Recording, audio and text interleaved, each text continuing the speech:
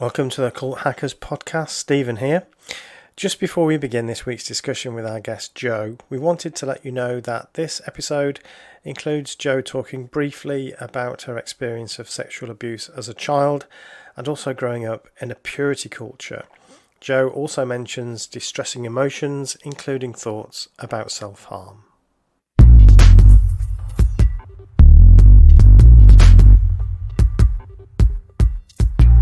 Hello, cult hackers, and welcome to the podcast. I'm Celine, a media graduate with an interest in cults. And I'm her dad. I'm Stephen. I'm an organisational psychologist these days. I was raised in a high control group or cult, and I left around 30 when you were born, Celine. So today we've got a really interesting guest. I'm really happy to welcome author Lloyd Johnson to the podcast. Welcome, Joe. Thank you for having me. You're absolutely welcome. So, Joe, you're the author of a book called Silenced in Eden.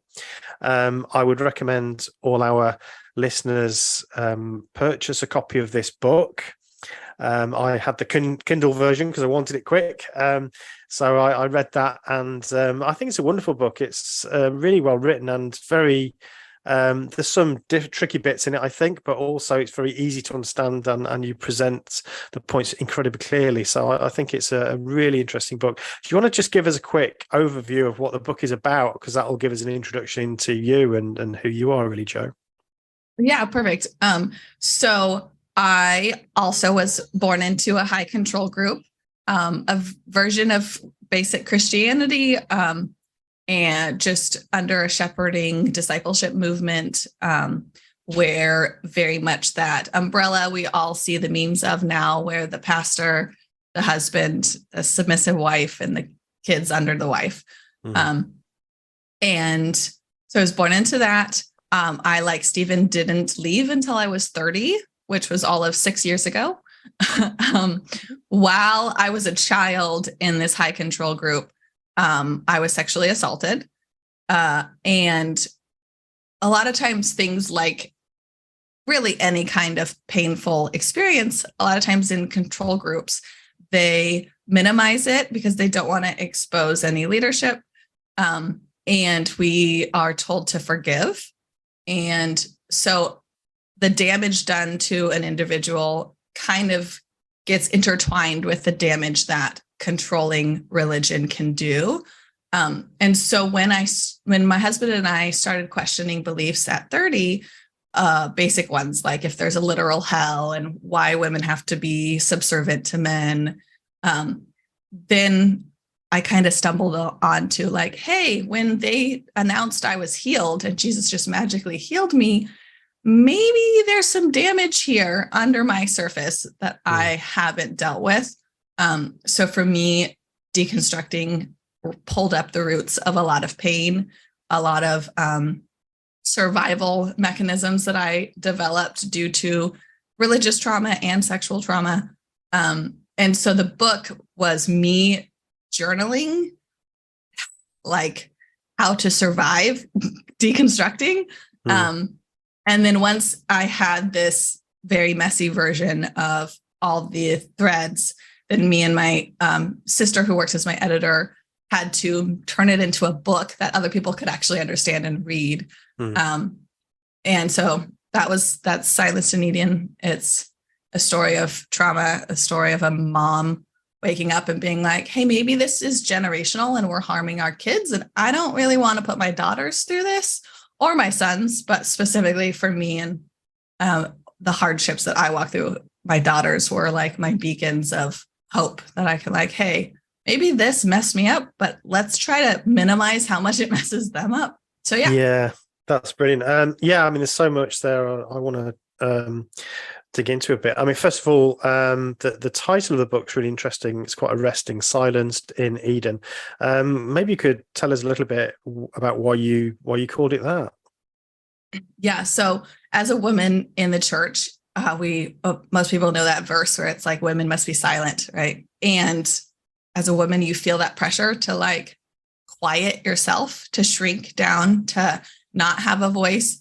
Anybody who's been sexually assaulted, there's also that level of like, we as a culture in general tend to re-victimize victims. So victims to protect themselves tend to stay silent, just because if they speak, they're going to just be victimized more.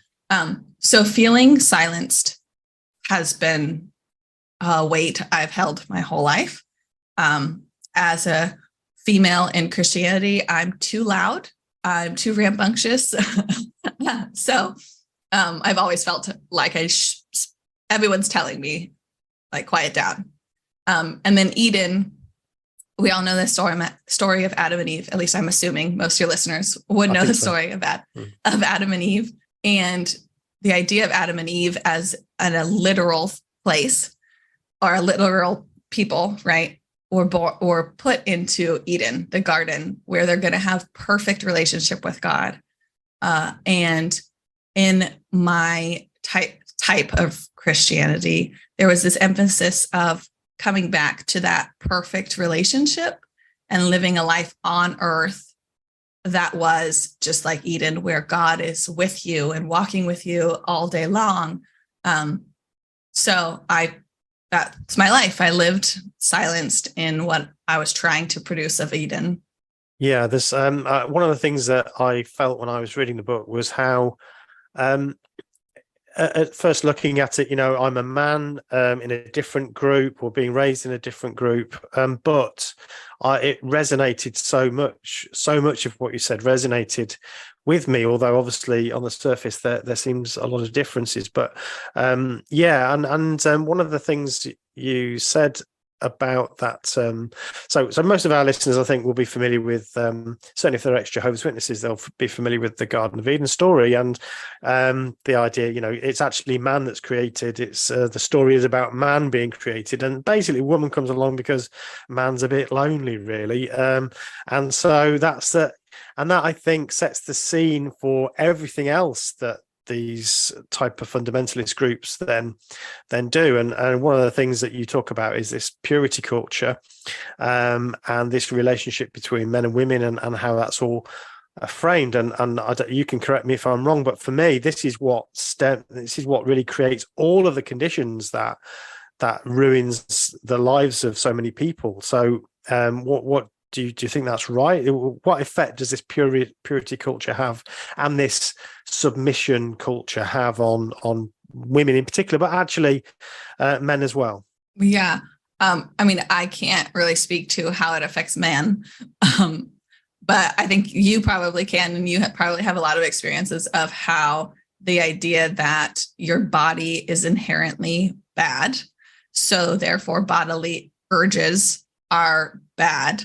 And not just bad, like sinful, worth being condemned for, like you deserve pain because you're human, because the idea is that you deserve hell, which is torment forever. And then there's that dynamic of God made man. In the book, I say God made man, and God made him in the image of God. Man asked for a companion, so God made woman for man. Man was made for God, and woman was made for man. And that concept as a woman of like, okay, so God and man have this beautiful relationship, and I'm an afterthought. And as an afterthought, my job is just to make man happy.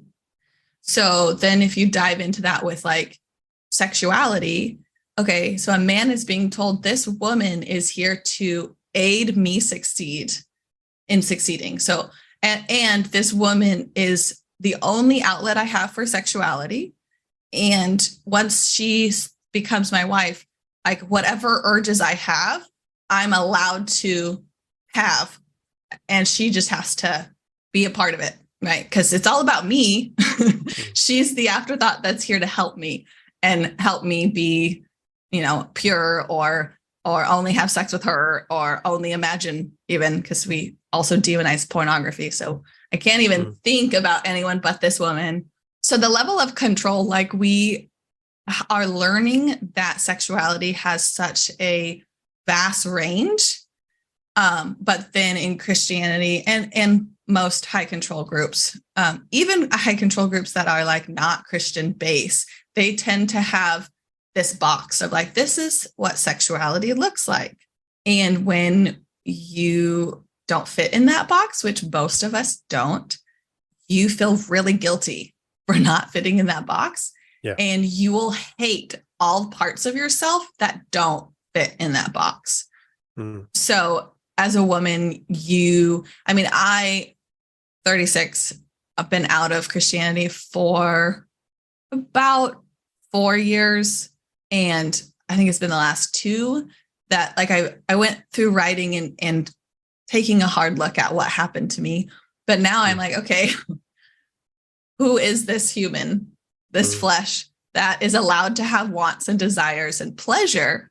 And what does she like? Because I never had that concept of like, I'm allowed to enjoy my body.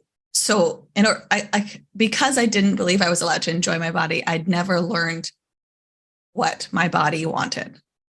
So just the suppression. And I think that aspect of like not learning yourself, not knowing yourself is on both sides of the gender spectrum. I think that most people in high control groups, especially ones with purity movement, they are disconnected with their own sexuality. Yeah, absolutely. Yeah, and just sticking with the Garden of Eden story, which some who are not ex-members of Christian groups might wonder why we're focusing on that, but it's because we believe that was literally what actually happened. This was not an allegory; this was actually history. And therefore we could learn so much about God's perfect arrangement, and as you describe it, as really trying to reproduce what God intended in the first place in our sinful way as best we could. But yeah, the story itself, again, Eve becomes the one who sort of created this situation. It's Eve who takes the fruit. She then kind of convinces her husband to do it. So again, she's blamed for this fall into sin. Yeah, I don't know whether you've got any comments on that. I think you allude to it in your book, I think. Yes, I definitely do. The idea that she is the weaker of the two, right? Because and Satan, who's a real literal being in this version of reality, he knows that she's weaker, so he goes to her. And the only way to get to the man, because again, the idea is that it's all about the man. So the way that Satan sees to get to the man is by tempting his love, his companion, his wife. And then once he gets her to mess up, then she can she can come and tempt her husband. And so there is this idea that women are here on earth as in a godly way to support their husband, right? That's their like godly role. And then the opposite of that is that they're also this temptress harlot who's going to pull that man away from God. So in a lot of ways, as a female in this type of any kind of Abrahamic religion, you are either a whore or like pure, submissive, meek, quiet. Those are your options. Yeah. And they really do make life black and white in every aspect. So in your sexuality, they make it that black and white as well. Yeah. So I'd like to bring you in, Celine, here. Obviously, as a young woman who's never experienced that sort of upbringing, I don't know what your observations are about that, or what your thoughts are about that. It's something we've talked about on the show before. Obviously, it's not my own personal experience. I just knew I was grateful that it wasn't, because I was close enough to other people to see that we're still being raised in that way, or had been raised in that way, to see that obviously I was very lucky. So, for instance, we need to have this like on a mug at some point, but because I keep saying about I'm really grateful that my husband doesn't go off and have meetings with other men and I bring him cake and tea. The curtains don't get closed for men's discussions and, that sort of thing. And that I feel like an equal partner in our relationship. Or something I'm very grateful for. And I don't know if I don't know if everybody that's lucky enough to be in that position feels it, because they've not necessarily always seen behind the other side of what could be. But I try and always bang that drum, I guess, because for anybody that's not that's sort of got exposure to that, of how lucky it is to, I suppose not lucky, just it should be as it is. It should be that way, really, shouldn't it? But I guess because I'm observing it and keenly aware that if you just made a different decision as my dad, I wouldn't be necessarily living in, an equal partnership. Also, I do remember asking a relative once, why can't women be elders? Because that was something I was confused about, and I was told that it's because women are too caring and kind, and that would be bad for making the important, hard decisions. Right, because we can't be merciful and kind as a church, right? Got to make hard, bad decisions, I guess. So that's, I suppose, I kind of have a tertiary relationship with seeing it and being grateful that that's not the situation, but just bewildered by it, like, because that's a conversation I had as a child and just finding that completely bewildering, and being like, okay, but enough for it to stick with me at 26 and still remember the conversation. We left when Celine was a very small child, but obviously we still had relatives and have relatives that are still in it, and have had sort of different levels of closeness, if you like, but she's Celine's been able to observe, I suppose, those differences, so have that ability to sort of see both things.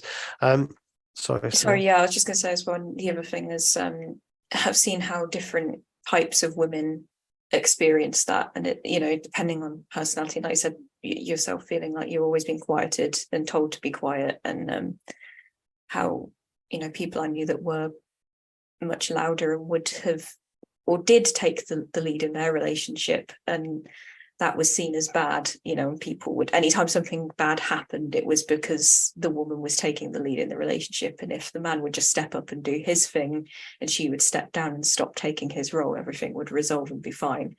And obviously I find that incredibly annoying, and I guess passion filled to create this podcast. I think with that, like, there are, to start to realize, like, different people have different dynamics, right? Different relationships will have different dynamics. And I feel there is a truth to, like, when you watch ones that naturally the woman is a little louder, or just more sure of her decisions, or more comfortable speaking out and holding decisions, that those dynamics usually are frowned upon, or that they're uncomfortable, like the couple themselves are uncomfortable with the fact that that's the reality, and they're always trying to, like, switch the dynamic that is not natural for them just as individuals. And that's something that I've started to realize that me and my husband kind of did. We started off best friends, so there was no, like, power dynamic. We were just buddies. Really good friends. Like, we would talk about, oh, this girl has a crush on you. Like, and then when it became romantic, it had this really awkward, sticky, like, oh, wait, well, now I'm supposed to guard my heart and you're supposed to pursue me. So I can't tell you what I'm feeling. I need you to take the lead. And it was kind of like, instead of just us naturally continuing our flourishing friendship into a romance, we both tried really hard to put ourselves in the pegs that we're supposed to be in. And now, we're almost 15 years into a marriage. And now we're finally like, hey, I get to just do what's natural, and you get to just do what's natural. But sadly, we have like 14, 13 years of kind of resentment on both sides, because we were both uncomfortably trying to play the role we were told by religion that we had to play. I definitely, as a louder girl, who's totally comfortable, like, making decisions and holding line and supporting, supporting others, but, like, being her own, right? As just naturally being that way, trying not to be that way, like trying to not be yourself, And also the aspect of like shame and self-hatred that comes with just believing that that part of you is probably a bad part. It's probably sinful, probably satanic at some level. Like it's just it just messes with your mind so intensely. And I do think there are women who are quieter naturally, who are comfortable, like, oh yeah, I'll just take care of the kids, or I enjoy not being in the spotlight. Spotlight scares me. They probably survive a little bit easier. I think never being an equal affects all of us, and it's not healthy for any brain. But I just think that maybe the weight of it is carried a little bit different when you're naturally, as I am. Yeah, that's really well put. Actually, I think that's really, really interesting. And yeah, I mean, I felt when I left, it was a wonderful weight off my shoulders for me, because I could now feel that actually, you know, we're in it together. It's a partnership, a proper partnership, and that felt so much nicer. Even though I was always fairly comfortable making decisions and so on, but it just felt much, much nicer doing it together. So yeah, what a shame to make people do something that isn't natural. Right. And Celine, you had said that you naturally, as somebody not indoctrinated, you were like, why wouldn't women be on the elder board? And there's actually a passage in my book where my husband does that. So in Christianity, there tends to be like two trains of thought. There's the one where women cannot be elders, cannot be pastors. And then there's the other where women can be, but it's pairs. So instead of a woman being on staff, they may have a single woman on staff as like a children's something, but usually it's a husband and wife. And so like you being married to a man in ministry is what allows you to be in ministry. And so me and my husband were in churches that had women and men on their leadership. And then when we moved to Hawaii, we were going to Calvary Chapel. Calvary Chapels tend to have really strict gender ideas. Only men are on the elder board. My husband's asked to be on the elder board. So he's an elder. And at one point we're starting to deconstruct, but nobody knows. We've given no hints to anybody.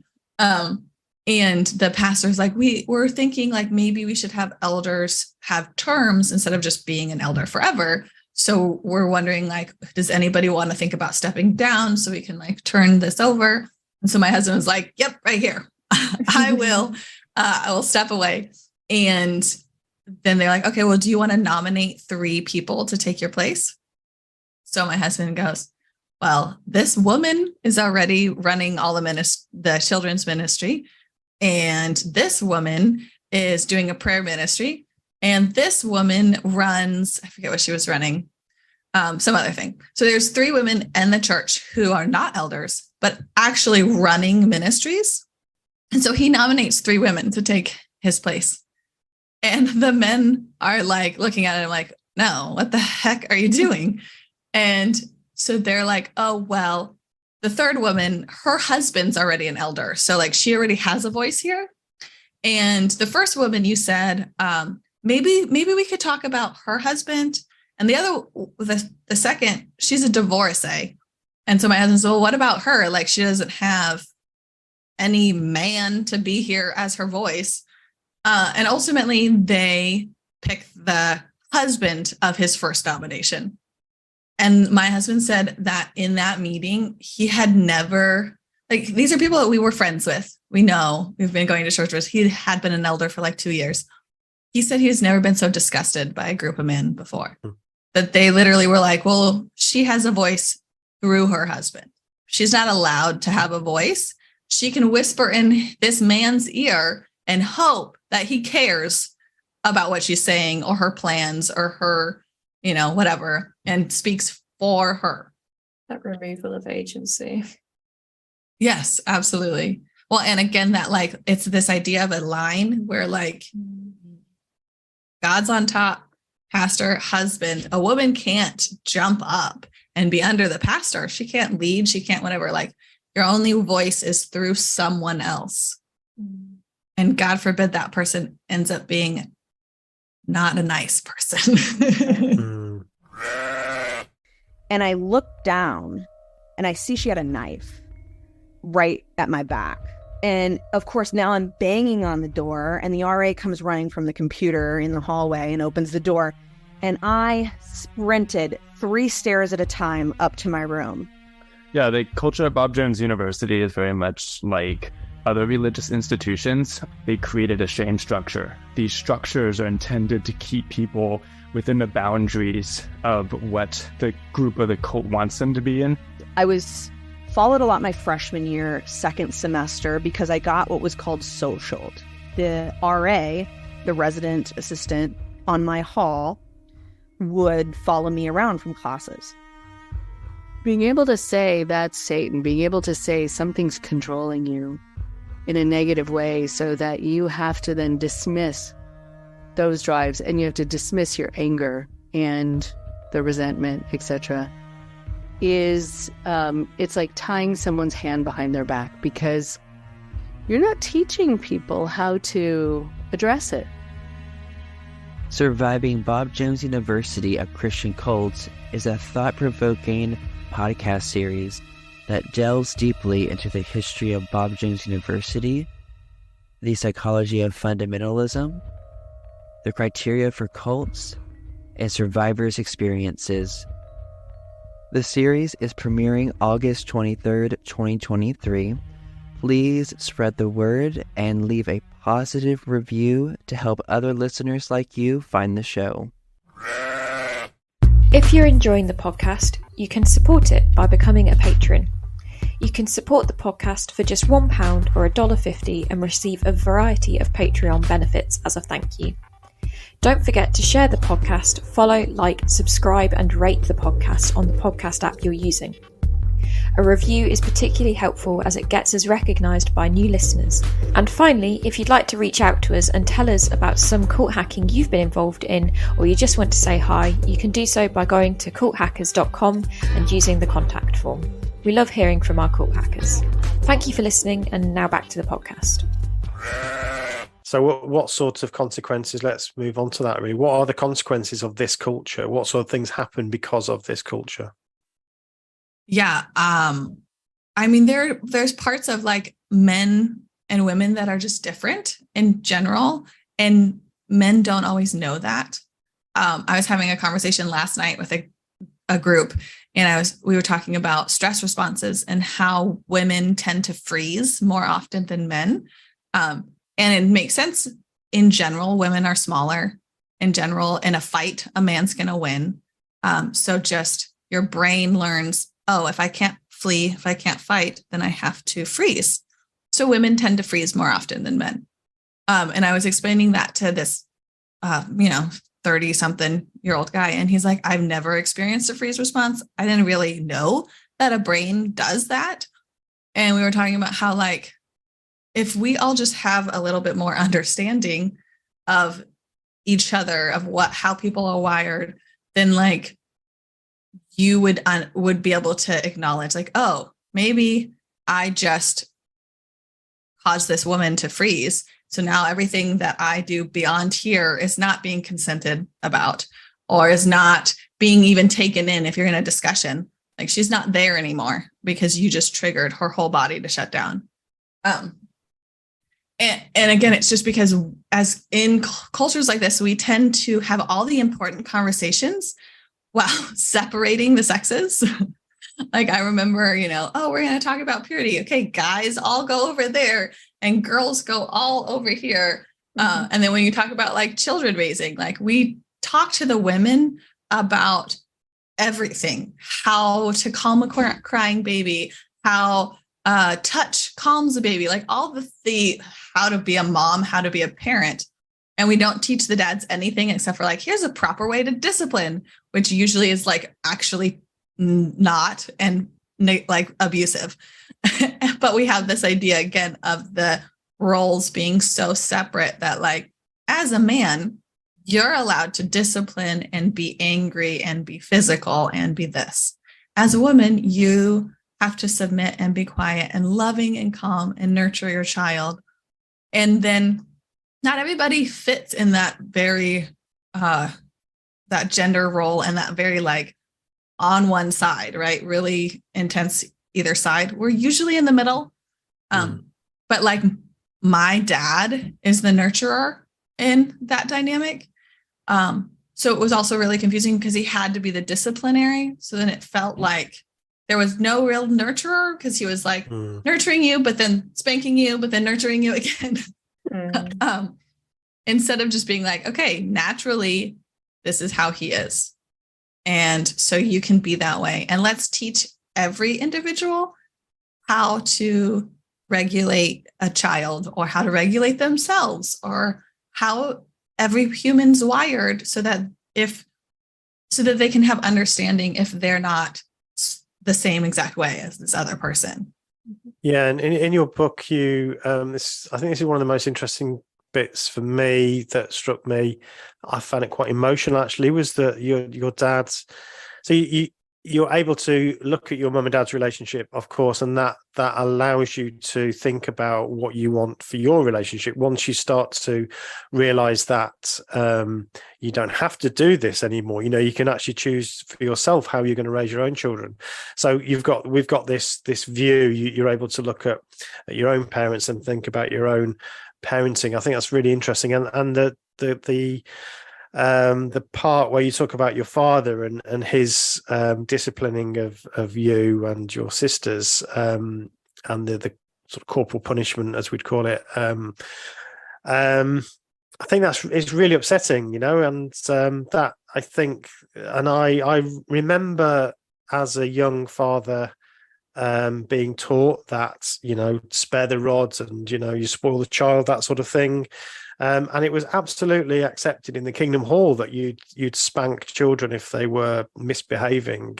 Sitting there for 2 hours, with nothing to do, just listening to men drone on for 2 hours. Of course, children are going to be a bit fed up and fractious, and so you'd often hear parents taking the kids out to the small room, and sometimes you'd hear the smack, and sometimes, they'd come back crying. And this was what I was expected to do and my wife was expected to do. And I think you talk about that quite a lot. And obviously that affects you. Yeah. As a young parent, and I do mention in the book, what you're raised in is normal, right? So you guys created for Celine a normal where she's equal. But then that may not have been your wife's experience growing up. So you think that what the world around you is normal. And in high control groups, they tend to make it so you never, ever see outside of their normal, no matter how old you get. But for people who have experienced the outside world, and for me, that was kind of the pivotal point. Was I took my kids to the library. My daughter started being at the age of reading, and in the first chapter, you'll learn that education wasn't something that was important to me. For my parents, it wasn't important for me to be educated, which was something that was really hard for me. So as soon as my daughter could look at a book, I'm like, we're going to the library every week and I'm going to read to you because you're going to know how to read. And so one time I'm at the library looking at kids' books and I pick up some memoir and I start reading real life stories. I never read regularly because reading's always been really hard for me. And I started reading a book every 3 months. And then that turned into a book every month. And it was that, hey, this is normal for this person. I'm reading someone else's normal. And so maybe the very limited normal that I grew up with isn't all that normal, isn't all that healthy. And so growing up, normal was to spank your child. Normal was to tell your child that they're bad and that this is beating it out of them and that I'm training them to be good. Normal is telling them that they have evil parts of them that they have to ignore. So when my husband and I had our daughter and she came of an age where they could kind of start to understand punishment or taking things away, we struggled because we were told to spank and it never felt right. We did spank our oldest. And she's a very sensitive child. And sadly, I also did cry it out method, which a baby cannot regulate. I did not know this, but the idea of cry it out is that they will learn to self-soothe. They don't tell you is that children, infants, do not have the capacity to self-soothe. They don't know how to calm their heart. That's why you put them on their chest so they can beat along with yours. They don't know how to calm their breathing. That's why you put them on their chest and they feel your lungs raise, and their lungs will respond by doing the same thing. Their bodies will learn to regulate by your body showing them. But when you let them cry it out, you literally put them in a dark room and say, like, figure it out. So at 2, my daughter didn't know how to calm herself. So we'd spank her, and then she would start having these almost breathing fits where she couldn't calm her breathing down. I'm giving my 2-year-old anxiety because I am trained that if she does something bad, I have to hit her. And my husband and I would then have to, like, literally there were times after she got spanked where I would be holding her for like almost an hour before she could finally like calm down. And usually then she's so exhausted, she's like asleep on me. And I'm like, this doesn't seem like the best way to be training her. I feel like we're just beating her, and like, I don't want to do it. You don't want to do it. There's got to be something else here. And it was really hard because there's a part in the book where I'm being judged by my mother specifically for not disciplining, and I'm going to have spoiled children. And now I'm like, no, I'm just going to have kids who know how to regulate, because I'm 30 and I'm still figuring out how to regulate, because I wasn't shown at 2. Like, hey, when you get upset, you calm down, then you go to the person, you own up that you messed up, and you apologize, and then you try to calm them if you hurt them. Like, hey, isn't that so much better? Yeah, and you give a lovely, I think, some really good examples of that in your book, and we see how you deal with something that's actually quite distressing and quite worrying around some inappropriate behavior with one of your daughter's friends, but the way that you handle that is just completely different to the panic and the because of the purity culture, I suppose, that was around, but that had happened with your experience. And I think that was very interesting. I don't know whether you can talk to that at all. Yeah. So like, my daughter's 10. Every kid is so different. So right now I have my second daughter is also 10 now. So my oldest, when she was like 9.5, 10, she was already curious, like, how are babies made? My husband and I get pregnant in 2020, and it's not a planned pregnancy. And so her little brain goes, wait, how did you get pregnant if you weren't trying to make a baby? Like, I thought sex was to make a child. Because at that point we had a little bit of a conversation of birds and the bees, and it was very much like, yeah, sex, a man and a woman have sex to make a baby. Not all she got of it. Yeah. And so here I am, I made a baby and I wasn't wanting to make a baby. So her little brain's like, hold on then, you're having sex and it's not to make a baby, so why are you having sex? And she like legitimately asked me that. Wow. And so that led into a very honest conversation of like, well, sex can be a way to express care and love. So especially married couples, like, they don't just do it to make babies.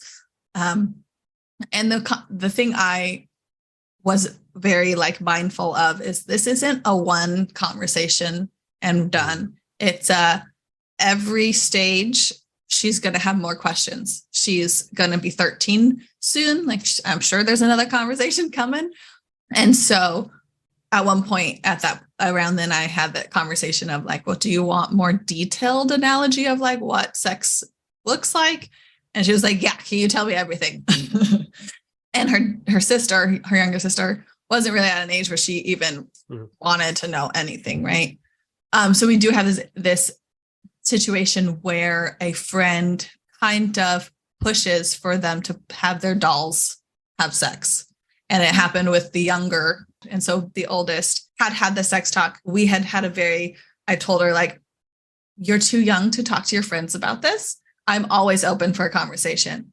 When you get older, there will be times where you'll be talking to your friends, but right now your friends don't know the right answers. So come to me, don't talk to your friends. And so here she is. She found out that her friend was talking to her sister, and being the eldest and wearing that with a badge of honor, she's the protector of her siblings, right? And so she comes in freaking out, makes it this very big deal, which it was, because it was inappropriate to try to encourage for the friend to be manipulating. Like, I want you to play this way. Why won't you? It became coercive. Anyways, during that process, I tried to stay calm.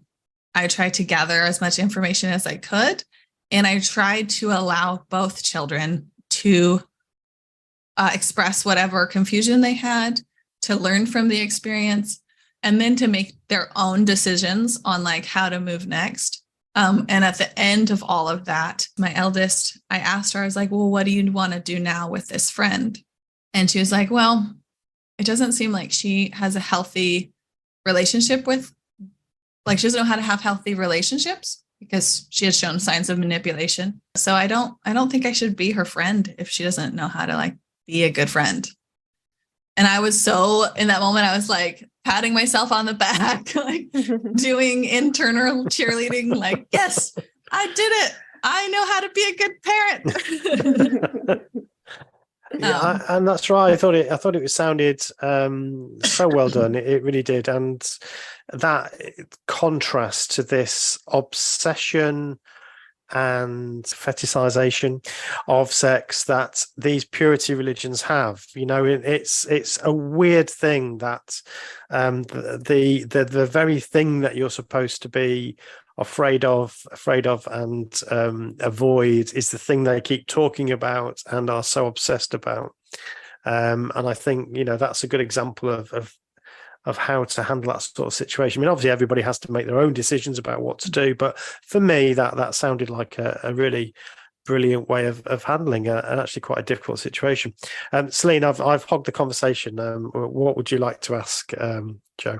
I suppose that something I've brought earlier when you sort of mentioned with writing the book, sort of talking about a way of going through the leaving experience and like the difficulties of that. I think just to sort of highlight what a valuable resource and I guess angle to take is like the process of important to highlight that it is difficult to leave and navigating all of that, and not just the difficulties of being in it. Is like a multi-step thing, isn't it? It's not just when you're in, there's all these things. It's just the process of leaving itself, not even disentangling all of that. It's a massive, huge thing in itself. Did you find writing the book was helpful in that kind of process? Yeah, I think that writing the book helped me to untangle things and to sit with my own like painful past. But the process of leaving a life that was, I don't think writing really helped that. I think for me, it was time. And there was a lot of like grieving. It takes relationships. There are relationships that will be lost or will be tainted, or people that you love and that looked up to you who will now see you as an enemy. Especially as being a girl, but also just, I am very nurturing and loving and kind. So I was a people pleaser. I still love encouraging people and supporting people. That is part of me. I've just learned to stop only like giving myself and being just whatever they want from me versus supporting them if I'm capable in the version of who I am today. But as a people pleaser, like having people not be pleased with me because I was starting to question things really, really hard. I think that if my husband wasn't on the journey of leaving as well, I don't know if I would have left. I probably would have panicked and been so afraid of all the relationships that I had spent time building that were now being torn apart. I think I would have probably just caved and ignored my true self. And yeah, I don't know. I mean, there's a part of me that's like, I may have had a mental breakdown if my husband wasn't leaving with me. And I know plenty of couples that one starts to deconstruct, one starts to see flaws and want to leave. but the other one is clinging so tightly. And a lot of times the person who wants to leave will just hide all of their desires to leave and kind of live this double life of like, sure, I'll lead prayer for dinner, and not be true to like, hey, this doesn't fit me anymore. And I think maybe it's damaging.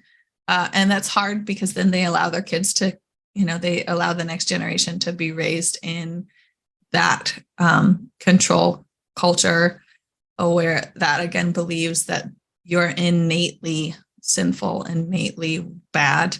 I don't think that's healthy for a brain to think that I am a bad. I know for me, like it's really easy to jump to self-harm and really unhealthy mental places because I was trained that I am bad. So hurting myself doesn't seem that crazy when growing up I was being hurt by a loving parent because I'm bad, right? And so I think that it breeds, being in can breed mental illness, but leaving. So here you've cultivated these individuals with limited outside experiences, believing that this is normal, and then probably harmed them mentally. So they have these other complications. And then those people are going to try to get out, and they've only heard that the secular world is scary, is, abusive men. So if you have a girl who is sexually abused they assume that everybody outside of it is these abusive, sex-crazed, harmful individuals. So leaving can be, a lot of people don't leave. It is a lot. It is a lot to stand firm and say, I'm going to walk away. I'm going to lose possibly my family. I'm going to lose all the community I know. I'm also going to let go of all my beliefs and have nothing but an internal knowing that this is wrong. Like they have to form new beliefs out of the scraps, which is really scary. And how did you manage that, Jo? Are you still on that journey, or what did you sort of do with that? Yeah, I think I'm at the rebuilding of me. I'm in therapy. My husband and I are actually in couples therapy as well. So a whole lot of therapy going on here. I'm an artist, so art is also a therapy that I do often. I'm writing a second book. I'm in a stage of like, I have demoed my religion, right? Like I came in with a demolisher and knocked the building down. But now I'm like with a shovel being like, Joanna's in here somewhere, like puffing and puffing, being like, somewhere down here, there is truth that is me. And trying to find the little bits of real me in the rebel and build something new. I'm definitely still in the middle of that. I think it takes a lot of time. And I've heard people say, like, don't write a book until you're a decade away from it. For me, I wanted to write the experience. And so right now I am writing a second, possibly like a 2-part, so like two books. I do like the size of the book. I like it being small because it's a lot. The topic itself is a lot. So something you can read and be like, okay, that was great. Also, there's been enough rules. Write it when you're ready to. Yes, write it when you're ready. But also for me, I think a lot of times we, as a culture, like to look at things in head, in knowledge. And sure, if you want to understand how people get brainwashed and understand how they manipulated you, that would probably take years of study. My book wanted to explain the raw human experience. And so to me, it made sense to write it while I was in the middle of it. Like, this is how hurtful it is to look back at. I spanked my daughter, and why the heck would I do that and still feel that? And write down in the moment of like, my daughter just had this situation with a neighbor, and this literally just happened. And I'm figuring out how to navigate it because I grew up and we never talked about sex. So I have no idea how to talk to my kid about sex. And this is me trying, and hey, it actually worked, you know? But anyways, yes, I'm definitely very much still rebuilding my life. And there are days that it feels like a weight, that it's really hard. I'm learning that the programming of being submissive, or the trauma responses that I have are so ingrained and so intense, and I'm having to like fight them, and then also just acknowledge when like, oh, I did all of this. I don't really want to do all of that, but I was told as a woman I'm supposed to. So when my husband asked, hey, can we do this? I just complied versus being like, hey, I don't want to do that today, or hey, I don't have the energy to make dinner. You can make dinner tonight. Like the little things really do matter.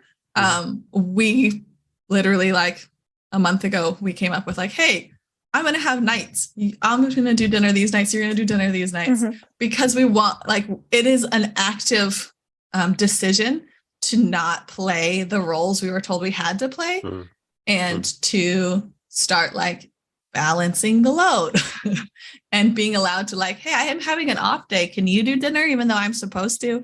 Or I'll take out the trash. I don't really care. Like, you know what I mean? Like these little things that you do without thought because culture or upbringing tells you, and being allowed to start questioning them. I think that that's something that like people who weren't raised in a cult, but were raised just in a culture that does we pay women less. We victimize victims. There are things in our culture, and it is possibly because Western society was started under Roman Catholic crap. And so it's seeped into all of our, the ground that we all stand on. But yeah, I think everybody can have moments where they start to question and look at how it's ingrained into your thinking. I'm blanking on her book right now, but there's a book where she talked about like how she would tell her daughters like, oh yeah, you can be an entrepreneur. You can be a business owner. You can be a CEO. She's telling her daughters this because culture tends to show men as CEOs and men as entrepreneurs. And then at one point she realizes, wait, I didn't tell my son he can be an artist. I didn't tell my son he can be a musician. I didn't tell my son, right? Because we do have that very like feminine roles, men roles. There was this meme going around where like it shows a dad dropping off kids to school, and it's like, oh, what a good father. And then it shows a mom dropping off kids, and they're just like, that's what she's supposed to do. Yes, Mom. Yeah. Right. No, it's a very good point, and there's quite a bit of talk around this. Again, I'm forgetting the name of the author who's talked about this, but yeah, it's actually not doing men any favors, the fact that we're not introducing these options to boys. So yeah, it's great that young women are doing degrees in STEM subjects, and that's brilliant. And they're finally able to develop in any direction they want to. I guess there's differences of opinion how much of equality there is there, but the data seems to be that young women are doing much better at university than men. But the question is, what about the men? Are they being encouraged to go into areas that actually they might like to, areas of care and art and other things like that? So yeah, why are we not leveling it on both ends, if you like? So yeah, I think that's a very interesting question. But whether it's because of the Romans or because of our Abrahamic religious conditioning, who knows? A historian probably would better help us with that. But yeah, it's a great question. There's this book I read recently called Civilized to Death, and it talks about agriculture and how marriage came out of we have land now, and so we need to, because we're owning instead of like hunter-gatherers that just wander and gather. And so now that we're taking ownership of Earth, and we need to pass that down. So now whoever has my offspring matters, right? Because before it wasn't really a thing. And that's been going on for so long that we don't really think about like, how did we get to owning land? How did we get to marriage? How did marriage develop? Because again, anybody with an Abrahamic background were told that marriage started in the very beginning. Day one, God made earth, God made man and woman, and he brought them together, and that was kind of like a marriage ceremony, guys. They're married. Right. Verse like, no, look at history, right? And hunter-gatherers, they didn't really have marriage ceremonies. Colonizers showed them what a marriage was. And in a lot of ways, marriage was ownership, was I own this woman. She will birth me children. And then those children that I know are my bloodline are allowed to have the land. And then we're going to give the land to the next male and whatever, right? So Civilized to Death, reading that book and being like, oh, this is all like, this is all control, and our culture itself is not maybe the truest form of human, right? If we actually evolved, evolution, really taboo thing. Growing up, evolution was like, no. Absolutely. I remember evolution being taught in, I think it was 6th grade. And my dad tried to get me out of going. So they had gotten me out of the sex ed. So he's like, I'll just go and tell him, like, I want her to sit out of evolution class. And the elementary school was like, no. So then my dad sat me down and was like, so they're going to teach you this. And it is a theory. This is only a theory. There's no real proof. This is just a, man's idea of. I had that talk. See, didn't you have your like some scripture on the table for? Was this you? Like you had a leaflet with you or something, like a JW. Oh, I took it in. Yeah, we had to take things in, of course. Yeah. Oh man. So is what my dad did instead of sending me with leaflets, which I guess I'm thankful now knowing that could have been the option. So on the desk. On the desk showing everyone, here's the truth, guys, it's this one. No, so instead of humiliating me, his way to get it to show me the other, right, was that I would get home from school and he had creationist young earth videos that now after a day of school I get to sit down and watch some guy explain to me how the bones that they found are faked, or how I forget, like Big Bang Theory is disproving Big Bang Theory, because whatever. Obviously they weren't very memorable. All I know is that like I had to sit at a screen where an old man in the 80s made science projects and told you that like they're wrong. So that was my dad's work around it. Bless his heart. Yeah, I mean, it's really, that was one of the things that really led me to leave. It was the first thing that had been on my mind for so long. It just, the whole biblical account of Adam and Eve and then the flood, and then you contrast that with, all kids love dinosaurs, it's so exciting, dinosaurs. And actually, Jehovah's Witnesses didn't really try to explain that. That was just a mystery that we weren't going to get into. No, I know some talk about. Didn't even touch it. No, but we could play with dinosaurs. It's a nice idea, isn't it? Someone said that, like, it's a nice idea, isn't it? And I was like, I was of the camp where they literally, there's like 2 verses in the Bible where they talk about some sort of creature. I don't know them. Leviathan, is it? Yeah. But so we were under the idea, dinosaurs are in the Bible. They talk about dinosaurs. Dinosaurs are real. And then I never put that to the thought of like, okay, wait. So then if God said that all the animals go in the ark, what did the dinosaurs get in the ark? No, they clearly did something really wrong. Had to be drowned. Yeah, they got drowned with all of the other humans. Yeah, I think that's it. I think the general opinion was that it's something to do with that they died during the flood. But yeah, we didn't have the wacky idea that Satan was burying dinosaur bones, that I know some groups do. I have heard that. Yeah. Oh God. Yeah. But these bones are like Satan trying to make a lie, right? Yeah. I did have, my dad definitely believed that the scientists were lying and that the bones weren't, like, they don't actually match and they're just creating out of like bones that they're finding. Yeah.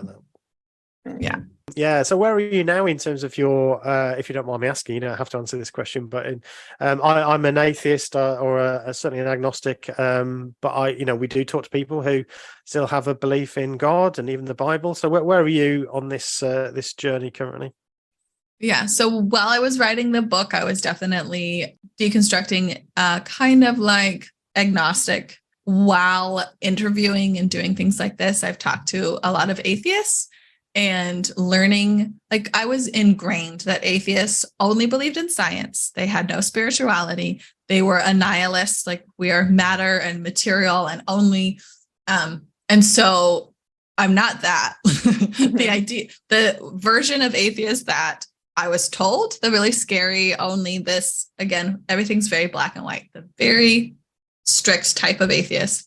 I'm not that, but I would call myself an atheist now, maybe a humanist.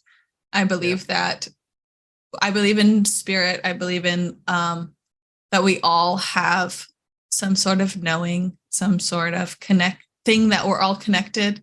And I mean, I grew up in a charismatic, not really Pentecostal, but, you know, speaking in tongues, miracles, emotions, and have had spiritual experiences inside of that.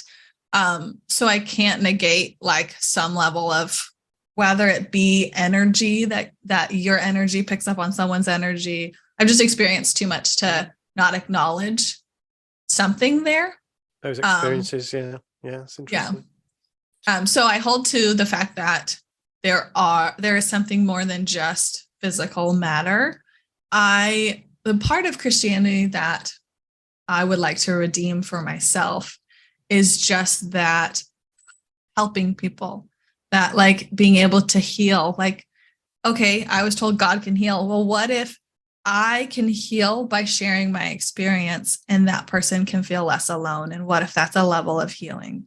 What if I can heal by sitting in a room and allowing them to just feel seen in that moment? What if I can heal by not hurting my kids and teaching them how to regulate? And if we all learned how to raise kids, calming ourselves before calming them, we'd have a lot better couple generations here. We'll be much better humans. So that's me right now. I'm not opposed to being called an atheist. I'm definitely very spiritual.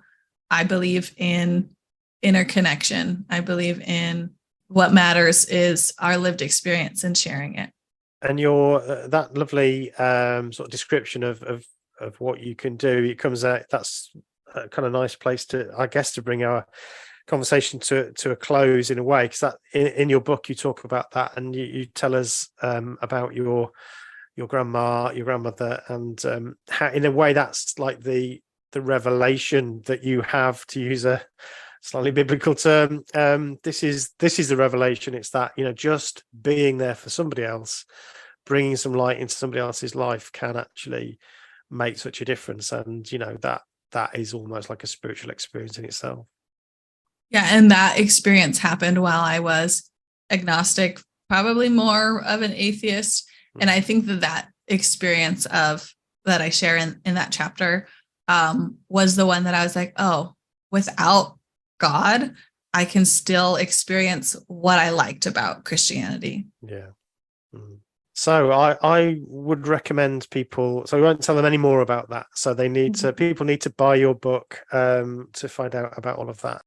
Just want to say then, thank you so much, Jo, for being on the podcast today. It's been absolutely wonderful. Really enjoyed it, and totally recommend people get your book. It's called Silenced in Eden. I accessed it through Amazon, I think, so it's easy to get. Jo, thank you for coming on. Notes. We'll put a link in the show notes. Jo, Lloyd Johnson, thank you so much for being on the podcast today. Awesome. Thank you guys so much for having me.